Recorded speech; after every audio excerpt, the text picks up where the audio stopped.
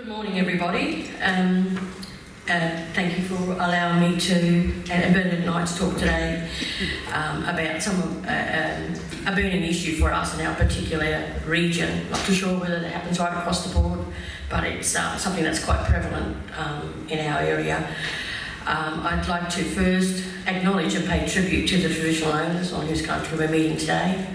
I'd like to pay respect to our elders who are here and who are guiding us and advising us with their wisdom, particularly those who've passed on, because they're the ones who've led the way for us, and of course all you young people, you emerging elders who are with us here today as well.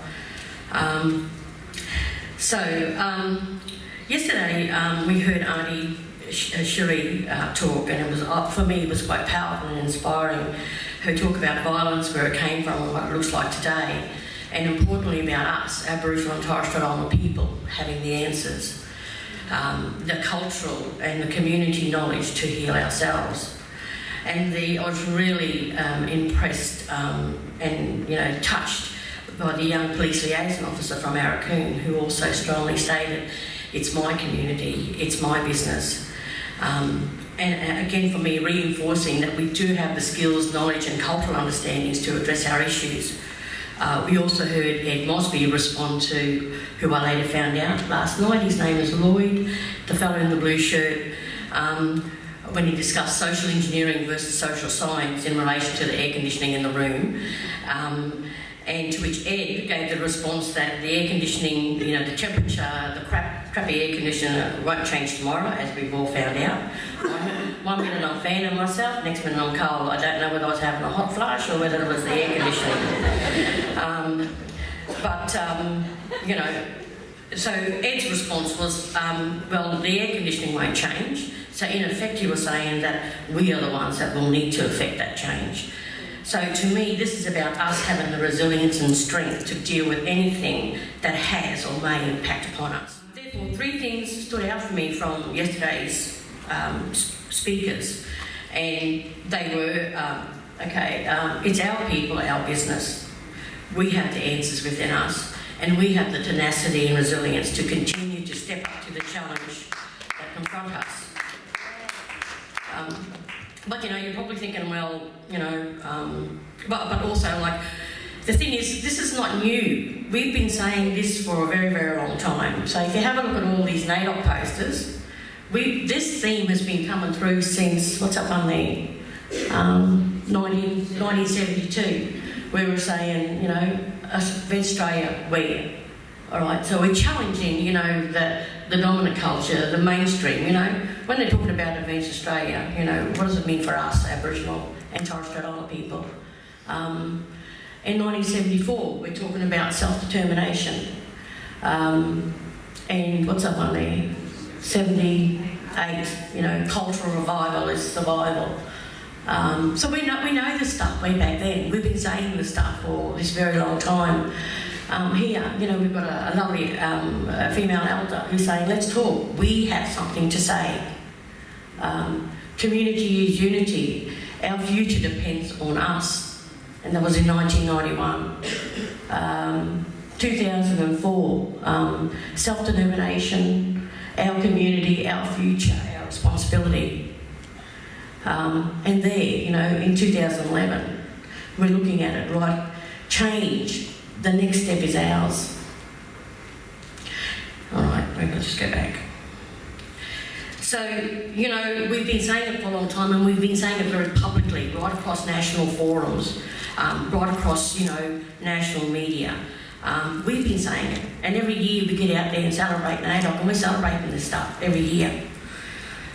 So you're probably wondering, how all of this relates to my topic about user choice, and how that translates operationally in service delivery to Aboriginal and Torres Strait Islander people.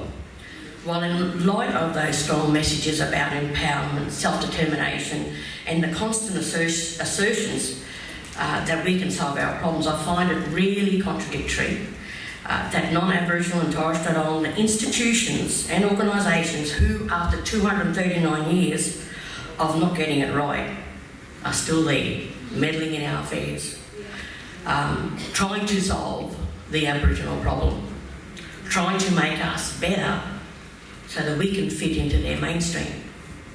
But in fact, I've seen firsthand on many, many occasions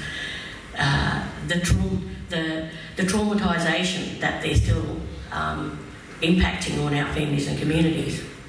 I am baffled by the seemingly zealous need to source Aboriginal and Torres Strait Islander clients for their services.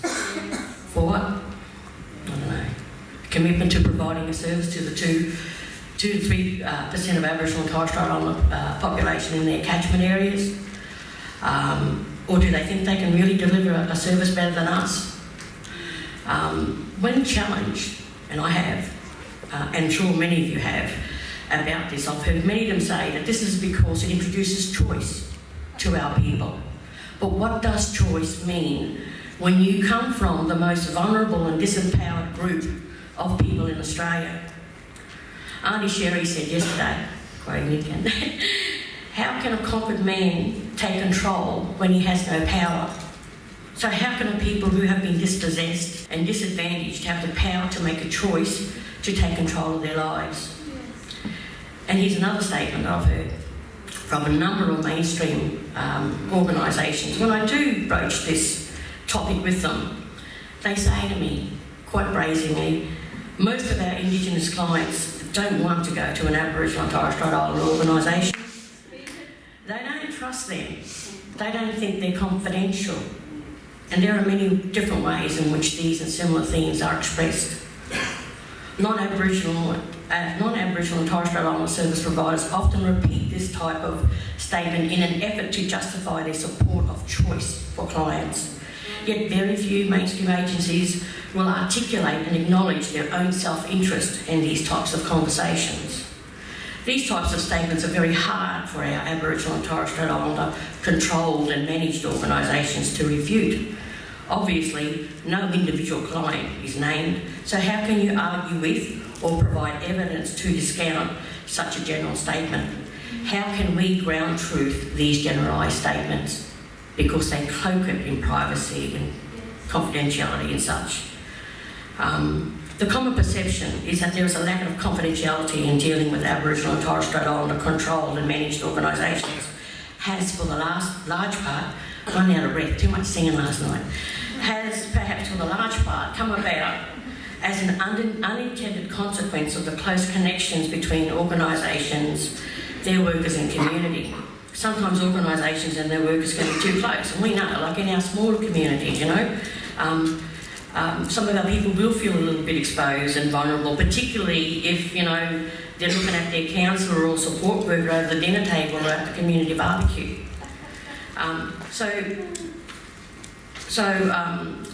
So sure, we acknowledge that, you know, not every organisation or worker is perfect, and there are occasions when confidentiality is breached. But I'll be very interested to see any evidence that this is more prevalent in Aboriginal and Torres Strait Islander controlled and managed organisations than it is in mainstream organisations. Mainstream organisations who perpetuate these myths demonstrate their lack of understanding of the need to work with Aboriginal and Torres Strait Islander people, not just individuals, but as collectives. The family, extended family, community, mob are as important and are intrinsic to the healing of our Aboriginal and Torres Strait Islander people. Mainstream organisations also demonstrate their self-interest by not acknowledging their inability to understand and support the role and importance of decolonisation in improving the health and well-being of our mob. Yes. So I'll get off my high horse here and I'll get Bernadette to have a yarn to you. She's going to actually have a talk to you about a true, real experience that we've had where user choice has gone manya in one of our, in our region. So there you go, Bernadette. Myself and my colleagues in our healing and wellbeing team work with this entire family, but of course work in different ways with individuals in this family. Myself and my other two female workers in our team work directly with AD, the female in the dark blue. And our men's business counsellor works with both AD and the partner of AD. We work with them around stopping violence in the relationship, as well as supporting them to reunify with their children who are currently in child protection. Those in the light blue are AD's immediate family, and although we don't work directly with them, we have in the past and currently have ongoing yarns with them as part of the family approach of healing, our way of working with our mob, working with the whole family. We often talk to AD's mother about how she can best support us to support her daughter. She guides us a lot. She advises us on how best to support her and her partner as well, to preempt and address crisis when they occur. The person over to the left is AD's sister, ID. And because of large non-Aboriginal organisations introducing user choice to our communities, AD's sister was referred through the Redbourne Police referral system to that mainstream organisation who had indicated on that system that they provide DV service to that community. If you know anything about police call-outs to domestic violence situations, you know people would often just make rash, uninformed decisions around, agreeing and consenting just to get the police to move along. So anyway, the male worker from that organisation attempted to contact ID with the view of engaging her in counselling with him. The big red flag we noted there, not only was he male, but he was male of a different cultural and social group. And was someone with a very strong foreign accent. He did try to contact her through a mobile number, but that was turned off and ended up being unlisted. He went to the residence and stated on the referral form that she didn't live there, nor was she present there when he went there. So he did not have any contact with ID to follow up on the referral. Our last police referral meeting, we observed on the RMCS referral database that the mainstream organisation status in progressing that referral was pending. While sitting in that meeting, our healing and wellbeing team admin produced a referral that we received for that same individual, ID, a week earlier from probation and parole. We received that referral a week earlier and immediately was able to put our community and cultural lens over that referral. We knew exactly who she was, where she lived, what her circumstances were because of our contact with the sister and the mother and the immediate family, and where she was really living. Therefore, we knew how to engage her. So in looking at user choice in relation to this situation, the following points really stood out. Click it. Forward. There was a blatant disregard of Aboriginal values and protocols, that is, sending in a non-Indigenous man to engage an Aboriginal woman. Lack of understanding about Aboriginal and Torres Strait Islander family and community dynamics, and that the most effective path to healing is to support and work with the whole family. It was a waste of resources. We know that the mainstream Australian public always scream out about Aboriginal handouts, which are funded by taxpayers' money. The process of user choice does not empower our people. In fact, it removes our power and control to make decisions for ourselves. Choice assumes that individuals always make prudent and logical decisions that provide them with the greatest benefit and satisfaction, and that are in their highest self-interest. This was not the case for ID. She didn't have the benefit of knowing what other services had to offer her, how it could support her and her family's healing. Therefore, how effective is choice when your choice removes your power and control, and with choice being forced upon us, like in the case of this family, so our action, how long before any degree of choice we may have now will be taken away from us altogether? I'll hand you back to Bernadette.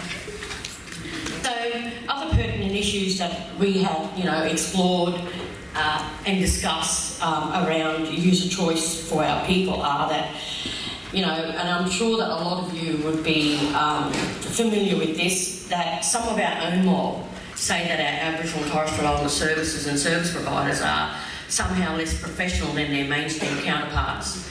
This, I believe, stems in part from the lingering effects of colonisation and our indoctrinated belief in the superiority of the dominant Western culture. Therefore, mainstream agencies repeating these statements provides a form of validation and demonstrates their willingness to label our organisations based on race to further their own self-interest. I'm going to segue a little bit here. Effective enlivened community control of our organisations is not just a governance model, it's also a fundamental element of an organisation's service delivery. It is the only model that adequately addresses the power and control issues that impact on Aboriginal and Torres Strait Islander service users. So, therefore, having a community-controlled and managed Aboriginal and Torres Strait Islander organisation is not only responsive to community needs and aspirations, it has those cultural nuances that Auntie Cherie mentioned yesterday that can only come from having lived cultural and social experiences within our communities. And this is perhaps, this perhaps is where there may be contention about the issue of privacy and professionalism. For example, in the child safety space, we value the safety, as we all do, value the safety of the child over the privacy of the individual. However, this may be exacerbated and misconstrued to reflect lack of confidentiality and professionalism. Yeah.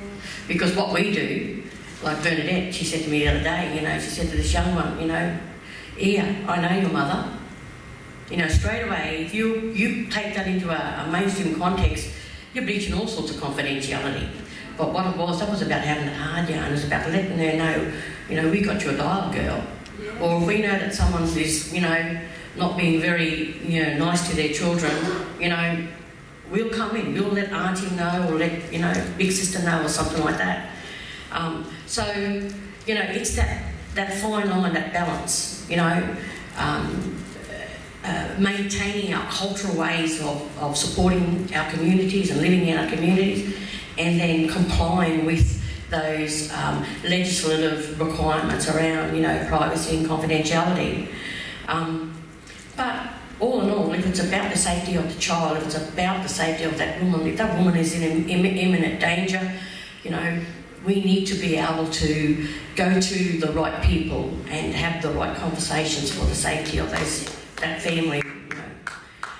But that shouldn't be seen as us being unprofessional. Yes. Or us breaching confidentiality, But also another point that we talk about, and I take a lot of advice from my practitioners, is that in our work there are times when clients act in their own self-interest rather than in their own best interest, and choose to access a mainstream service.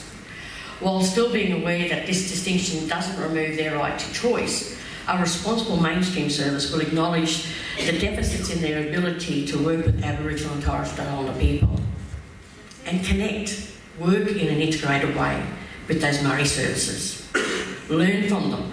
We run cultural competency workshops.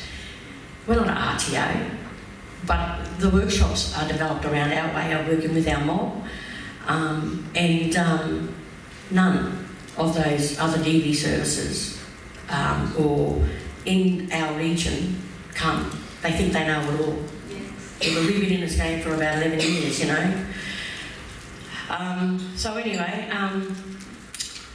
So this is not about having the cultural competence to be able to provide a culturally safe service to our people. That's what that's about.